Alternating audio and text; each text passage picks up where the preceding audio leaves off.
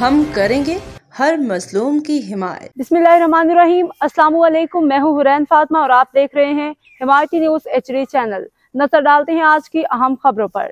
14 جولائی 2025 حق پرست رکن قومی اسمبلی حلقہ NA 233 جاوید حنیف بھائی نے کورنگی ٹاؤن آفس میں town organiser Korangi town Sajid Rajput بھائی، کوارڈینیٹر وسیم الدین میو بھائی کے ہمراہ کورنگی کے مختلف نمائندوں وفود سے ملاقات کی اور ان کے مسائل سنے، اور اس سلسلے میں انہوں نے ڈسٹرکٹ پیس کمیٹی کے اسد زیدی صاحب، فوکل پرسن عزاداری کونسل نظر عباس زیدی صاحب کی قیادت میں آنے والے اہل تشیع برادری کے وفد سے ملاقات کی۔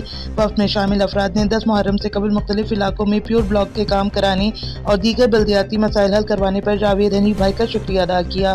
بعد ازاں حق پرست رکن قومی اسمبلی جاوید حنیف بھائی سے موبائل مارکیٹ کورنگی نمبر 4 کی ایسوسی ایشن کے عہدیداران سے بھی کورنگی ٹاؤن آفس میں ملاقات کی اور موبائل مارکیٹ میں دکانداروں کو درپیش مسائل بالخصوص کے الیکٹرک کی جانب سے ہونے والے مسائل سے آگاہ کیا، جس پر انہوں نے اسی وقت کے الیکٹرک کے اعلیٰ حکام کو فون کر کے ان مسائل کے خاتمے کی ہدایات کی۔